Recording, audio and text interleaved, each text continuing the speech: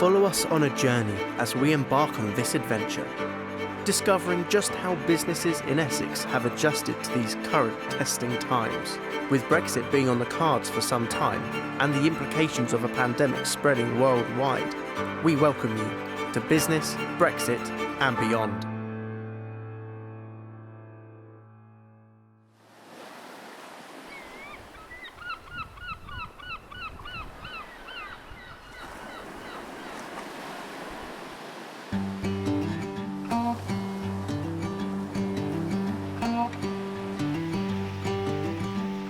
The fishing industry has been hit hard by the current economic climate, with questions being raised on trade deals between the EU and the UK.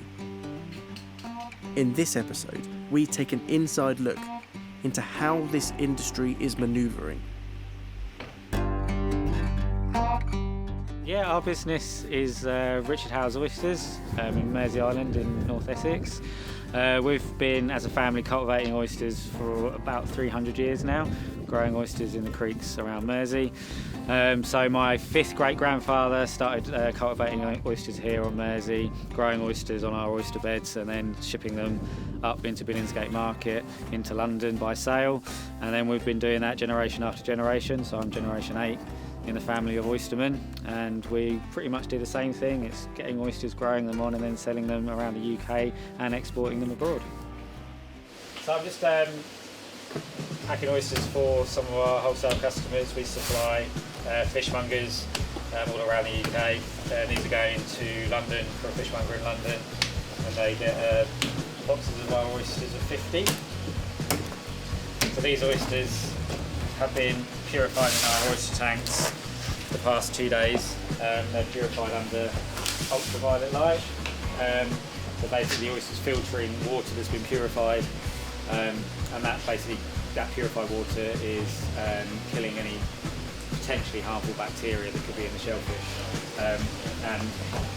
It's killing that potentially harmful bacteria, making sure that those oysters are safe to eat for our customers. Typically,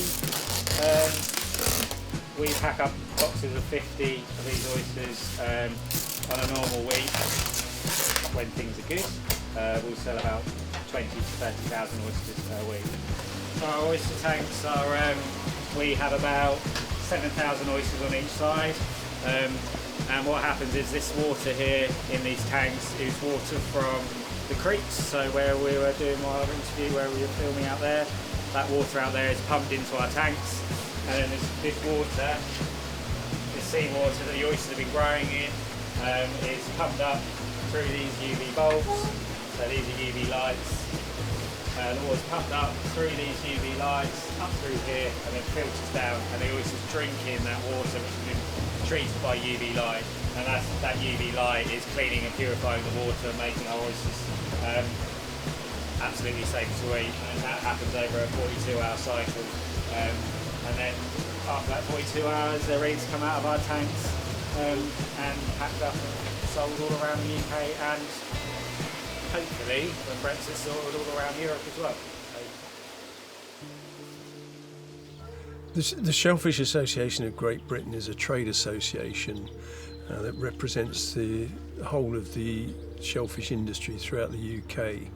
It's got 400 plus members, ranging from small individual one-man businesses all the way up to multinational companies.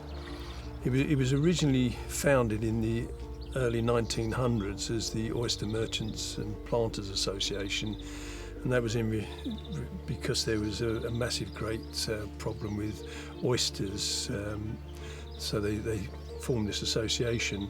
It stayed that until the late 60s, when it became the Shellfish Association of Great Britain.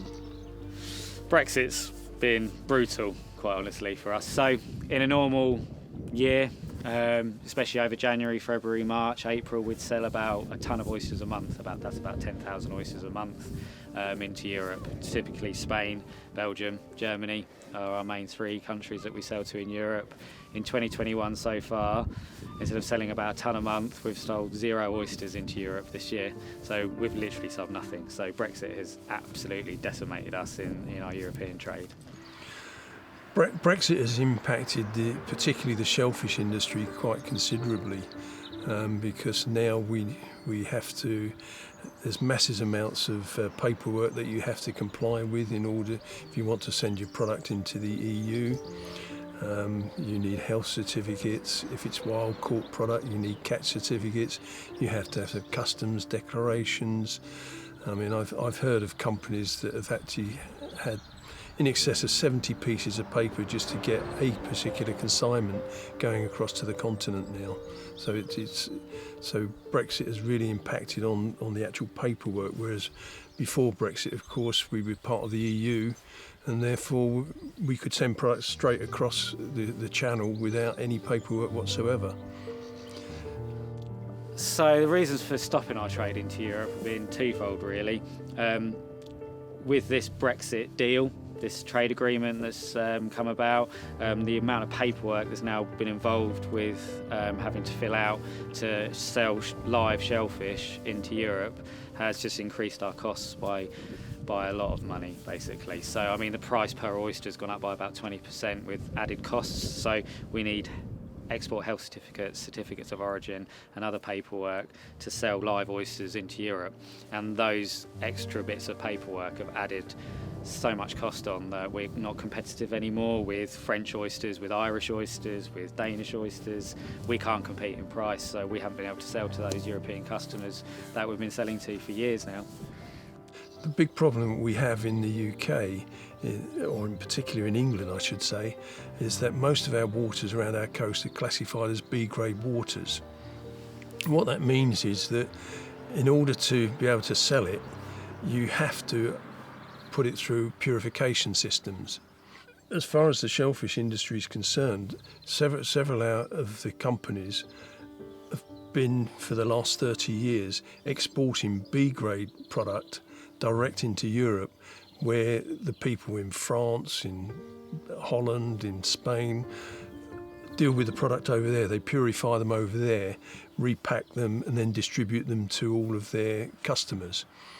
We're now negated from being able to do that because as soon as Brexit took place, the UK became what's known as a third country, so you can only send product into Europe if it meets the end product standard. Yeah, it's been a good 12 months really, with COVID impacting our business and with Brexit impacting our business. I mean, COVID, we've all been impacted by it, haven't we? So at the end of the day, I feel quite comforted by the sense that COVID has impacted us as much as anyone else. You know, we're all in it together in regards to what COVID's done. But for COVID, we've been ranging in huge amounts of losses. At one point, we were 97% down in business. We're currently at a balmy 50% down. So it almost feels quite good to be only 50% down. But yeah, so I mean, we've lost a lot of money, and thankfully furlough means I've been able to have staff on furlough, so we haven't had to make them redundant. Have had to make one redundancy, but one's too many for a small business like ours, because all our staff are like family, so it's been really, really tough. But ultimately we've been hit hard. It's been brutal for our business, and so Brexit plus COVID has at the end of the day we're lucky to still be here as a business, so I'm thankful that we're still trading. But there's been quite a few moments over the past 12 months we've wondered if we could keep trading, so it's hard. The shellfish industry in this country is very resilient. Most of it will survive in one shape or another. They will find other markets. I mean, Asia, for example, they want our top value shellfish, oysters, crabs, lobster, all that sort of product. That's not an issue.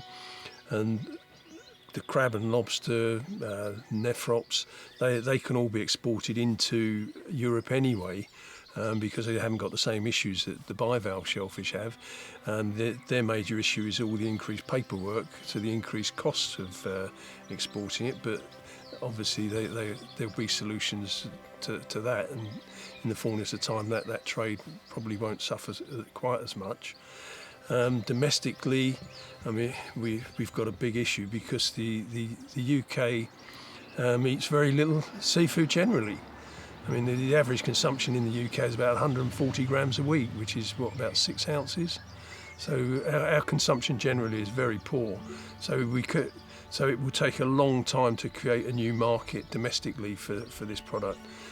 So it's going to be a very, very difficult time ahead for quite a few people.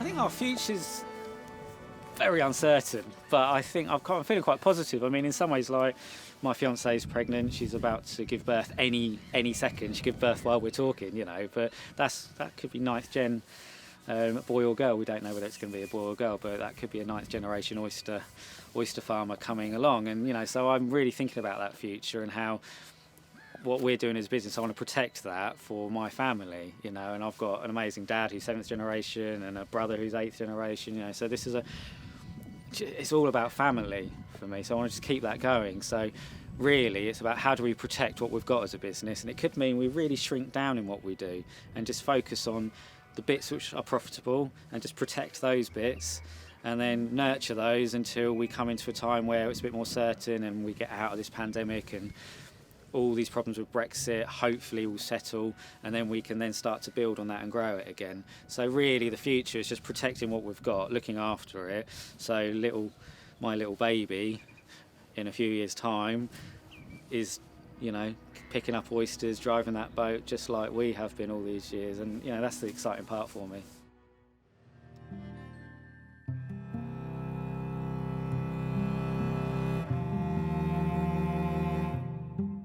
If you'd like to find out more about trading with the EU, head over to our website at www.utas-essex.org for more information and resources.